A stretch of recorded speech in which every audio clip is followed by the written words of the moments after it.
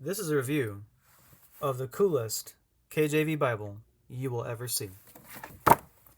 The KJV Paragraph Style large print thin line. Of course, large print thin lines are pretty common. Here's a large print thin line in the New King James, which I really like. It's cool, and it has some awesome features to it. However, I really like this KJV because it does something that no other KJV, with maybe one exception, does. It has it in paragraph style. So I'm going to start with that because that's super cool.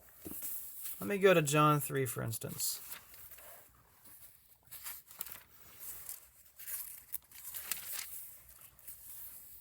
Jesus answered and said to him, Verily, verily, I say unto thee, except a man be born again, he cannot see the kingdom of God. It indents the next one. And all of this is paragraph, not verse by verse, like every other KJV except for maybe one in the whole world in the history of the KJV printing. That is a really cool feature. It does not include quotation marks, modern quotation marks, but considering that it has the paragraph format and the dialogue indentation, that's not too bad. This is a Zondervan. Well, really, Thomas Nelson, but they're kind of the same thing. Large print thin line. It's created by the same typeface company, Type Foundry, 2K Denmark, and I like this font. It strikes me as very similar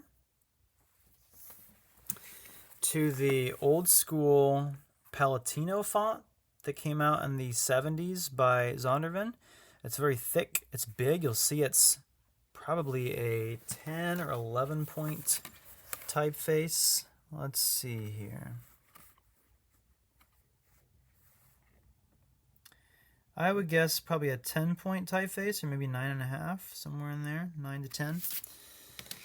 It's nice and big and bold especially. And I think it's probably even a better typeface, at least from my personal perspective, as the NKJV. The NKJV's font is a little bit smaller, although the paper is better in this.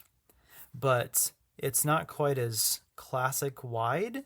This one has a little bit of a thinner feel to it. So if you like the NKJV or you want that typeface, that's what to go to. And then this one is printed in South Korea, and I don't like its paper as well as the China one here, but I do like the fact that it's not published in China because that can be, there's some ethical difficulties with that. I also love, and this is the second greatest feature of this Bible, that it has